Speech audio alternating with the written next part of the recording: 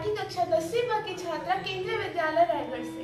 आज हम बात करना चाहते हैं कुछ ऐसे नायकों के बारे में जो स्वतंत्रता संग्राम में हाशिए पर चले गए। 15 अगस्त 1947 जब स्वतंत्रता का यह भवन खड़ा हुआ तब वे नींव के पत्थर बने जिन्होंने स्वतंत्रता संग्राम में तो बढ़ चढ़कर भागीदारी दिखाई, परंतु हमेशा गुमनाम रहे। आज इसी कड़ी में हम आए हैं श्री राधे श्याम श्रीवास्तव जी के पास, जो लाला फूलचंद लाल श्रीवास्तव जी के सुपुत्र हैं। तो आइए उनसे मिलकर उनसे चर्चा करें। जैसा कि मैंने आपको बताया था, आज हमारे साथ मौजूद हैं श्री राधे श्याम श्रीवास्तव जी, जो कि लाला जी के सुपुत्र हैं। नमस्कार सर। नमस्कार। स्वतंत्रता की इस लड़ाई में आपके पिताजी की क्या भूमिका रही? देखिए, जिस समय पराधीन तत्कालीन समय में जब पराधीन भारत था, उस समय गांधी जी के विचारों का अत्यधिक प्रभाव लाला जी के ऊपर पड़ा और वो उस समय जब गांधी जी का स्वतंत्रता संग्राम का शंखनाद हो चुका था, उनके ऊपर गांधी जी के विचारों का इतना अत्यधिक प्रभाव पड़ा कि वो कलकत्ता से पढ़ाई छोड़कर आ गए और गांधी जी से जुड़कर गुरु आज्ञावत, यानी उन्होंने उनको गुरु मान लिया और गुरु आज्ञावत उन्होंने सिर नवाते हुए गांधी जी के विचारों के स्वतंत्र मिशन की पूर्ति का छत्तीसगढ़ के लिए भी उठाया।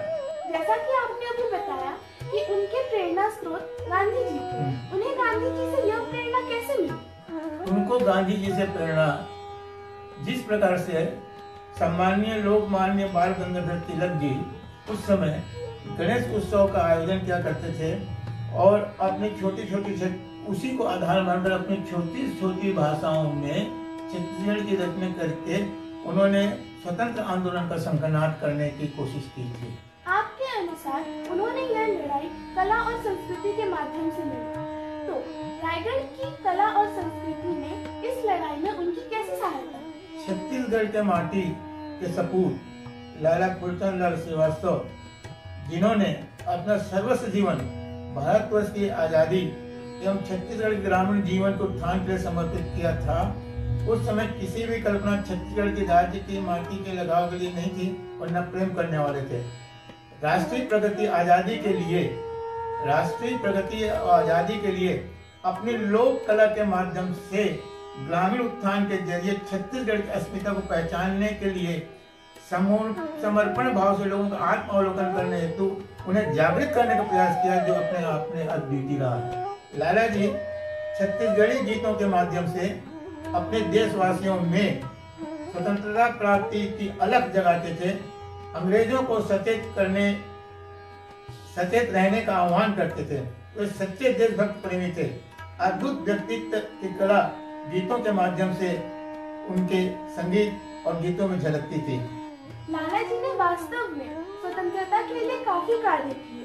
उनके सिद्धांत क्या हुआ करते थे? लाला जी के सिद्धांत तो इतने स्वतंत्र आंदोलन में थे कि उनको पूरा बताने में तो बहुत समय लग जाएगा, लेकिन उनके कुछ सिद्धांत के रूप से मैं कुछ वाक्य को सुनाता हूँ जिन्हें लाला जी ने लिखा था।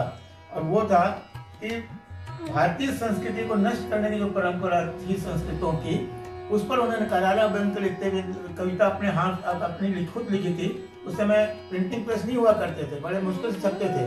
तो मैं वो व्यंग कविता आपको सामने रख रहा हूँ, अगर समझदारी हो तो समझने की कोशिश कीजिए आप। इसमें है, गोरिया साहब चल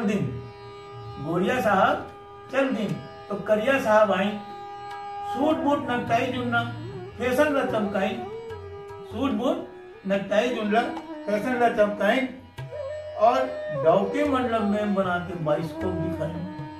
कितना करारा लग जाए। डॉक्यूमेंट तो समझते हो ना, मैम को डॉक्यू कहा है, वो लोग मैम साहब कहते थे, छत्तीसगढ़ी में मिसेस को डॉक्यू कहते थे। तो ये व्यंगात्मक रूप से उन्होंने सचेत किया कि don't see the culture of the Indian people, और ना आप भी नष्ट हो जाओगे। ये उनका सिद्धांत था। लाला जी के साहित्यिक आंदोलन का प्रचार प्रसार कहाँ तक रहा?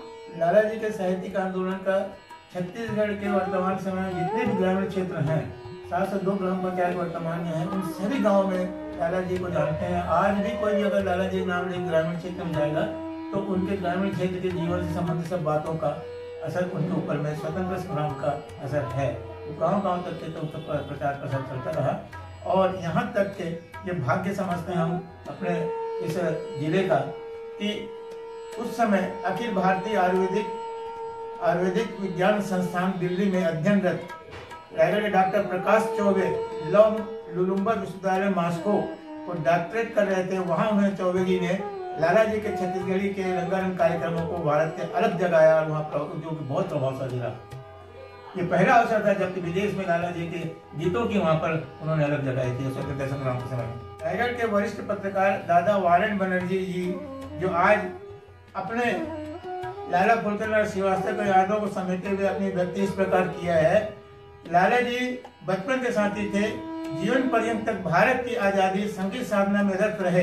संगीत के ऐसे प्रेमी उस समय कलकत्ता से अध्यापन कार्य छोड़कर चले आए और लाला फुलचंद लाल जी ही पहले व्यक्ति थे जो छत्तीसगढ़ गीतों के माध्यम से गांव-गांव घूमकर आजादी के लिए जन जागरण का काम किया। जो भारत की आजादी के लिए ग्रामीण जनता ने इस बात को बड़े ध्यान से सुना और जागृत हुए थे। धन्यवाद सर, आपके माध्यम से हमें आज काफी जानकारी इकट्ठा करने को मिली। इस तरह हमने जाना कि लाला फूलचंद लाल श्रीवास्तव जी ने साहित्य के माध्यम से स्वतंत्रता आंदोलन में भाग लिया। इस साक्षात्कार का मुख्य उद्देश्य यह था कि जिस प्रकार आज हमने इन्हें जाना, उसी प्रकार पूरा देश इन्हें जाने और इनका सम्मान करे।